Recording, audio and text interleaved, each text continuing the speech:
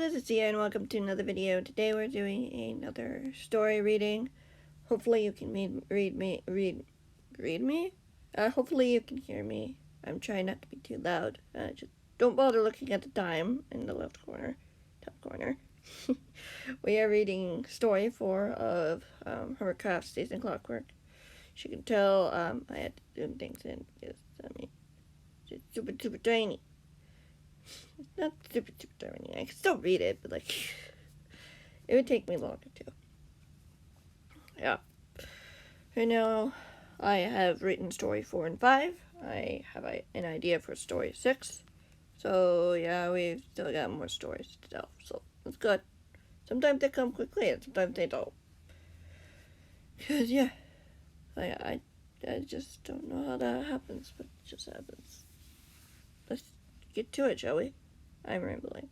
If you haven't read any of the other stories or chapters, be sure you do so, because, well, they're interesting. And, yeah.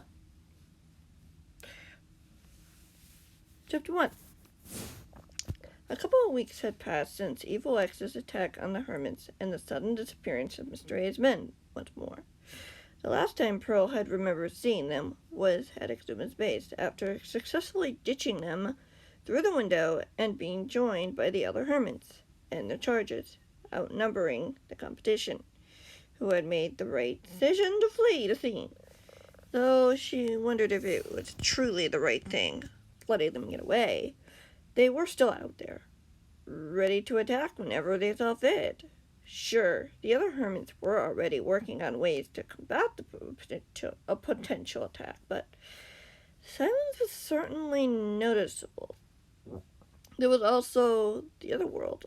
The men who had attacked her, Exuma and Jembek in their other world, forcing them to flee to this world. They had decided to stay here, seeing as it was much safer than back where they had been, seeing as Noah, the man tasked to protect them, had disappeared and not returned. In that span of time, both Pearl and her friend Jem had built decent homes for one another, planning to make something much more grander down the line. She wasn't sure exactly what was She wasn't sure exactly what that was going to be, but it was nice to have a place to lay her head at night that wasn't in someone else's base. They had made a home for themselves, and no doubt many friends as well. The hermits were relatively lovely and nice, giving them gifts and offered help if need be. So they had managed to set up nicely on their own. It was also good to know that there were people to turn to in times of need. Pearl pondered this as she looked out one of her windows, facing the small cluster of forest beyond a meadow of flowers and tall grass.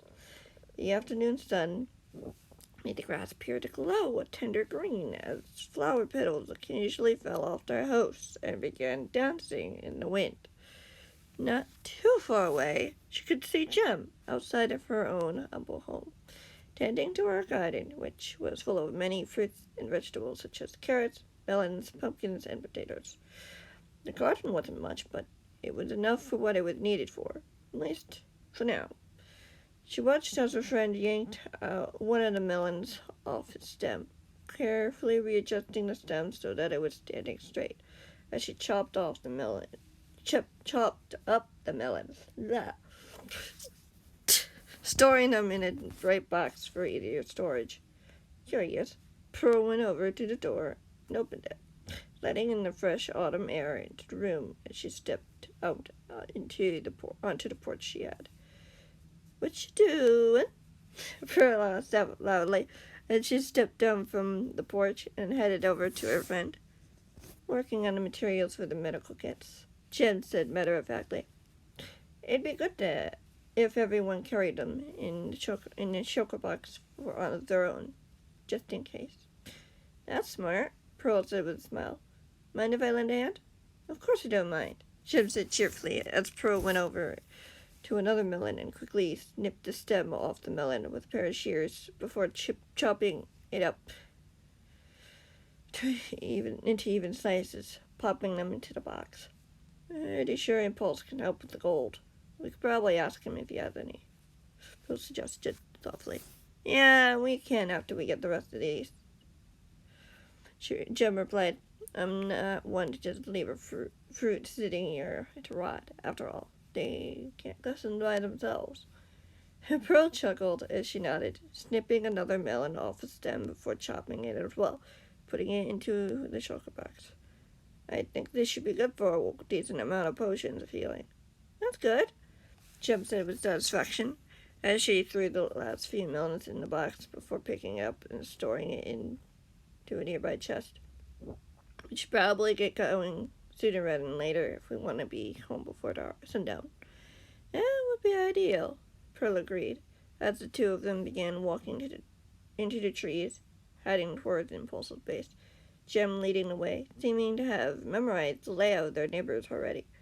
She was confident enough that Pearl had a feeling the girl knew exactly where she was going.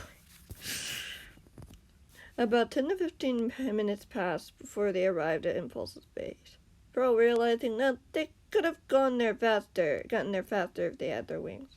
She'd left hers back at home, seeing as she'd completed most of her house building already and didn't want to waste the durability of the thing yet, without putting the necessary means of repairing it first. Pearl looked up at the base, looming ahead, its black and gold exterior signature of the hermit, as the duo approached the door, stopping as something was suddenly triggered and the door opened, revealing an individual of the cause, standing in the way next to a button. How did you see us coming? Pearl asked, curiously. There's a screen here you can't see, connected to a camera, the man replied with a cheeky smile. You'll find Impulse upstairs. Thanks, Xavier, Jem said excitedly as the two made their way into the base and immediately headed for the stairs. Pearl could hear the redstone door close faintly behind them as they climbed the stairs, but she didn't glance back to see what was going on. She didn't need to. It didn't take long before they found Impulse working on something in one of the rooms. The hermit looked up when they walked in, mildly surprised at their arrival. How can I help you today? Impulse asked curiously. We wanted to work on some care kits, and we needed some gold with the melons to help make healing potions, Jim replied. Do you have some? Well, that's an interesting question to ask, the man mused. Of course I do. Follow me. The two girls followed the man into what appeared to be a storage room as the man opened the chest and pulled out some gold blocks. He handed them over to Jem, who took them excitedly. That should be more than enough, Jem said happily. Thanks. You're welcome. Impulse smiled as he nodded. When should we expect these care packages to be made available? Soonish, Jem said thoughtfully, glancing over at Pearl. Seeing that there's a lot of boxes to be made, maybe in a few days, if we're lucky, Pearl added. Good. Then that gives me time to finish what I've been working on, Impulse replied. So I'm sure you two want to get going rather than you hear about that. No, it's fine, Pearl replied quickly. What is it that you're working on? Let me show you then, Impulse stated happily as the three of them returned to the room, where Pearl could see a table with a small gadget on it. It seemed to be a button of some kind that could attach to the wall. He approached this little gadget and lifted. Excuse me? Baseball.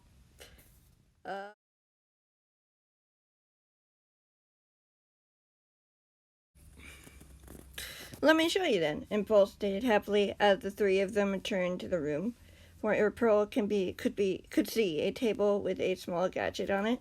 It seemed to be a button of some kind that could attach to the wall. He approached the little gadget and lifted it in his hands, twiddling the button to make sure it was secure. I had a little help with Doc to get the technical stuff of this thing sorted, but it should be a wireless way of calling for help, similar to what the thing back at the meeting area does, except not with fireworks or the communicator. Cool, Jim said eagerly. How does it work? Pretty simple, Impulse admitted sheepishly. When you press this button, it sends a signal to any nearby hermit's base, alerting that there's trouble, with the image of the hermit in question. Wow, Pearl replied with a nod. So if we're at our bases, we don't need to use fireworks. If there's an emergency, we can just press this. That's the idea, Impulse replied. If it works, that is. You need help testing it? Jim asked. Pearl and I have our bases pretty close to each other, so we'd be happy to help you test it. Right, Pearl?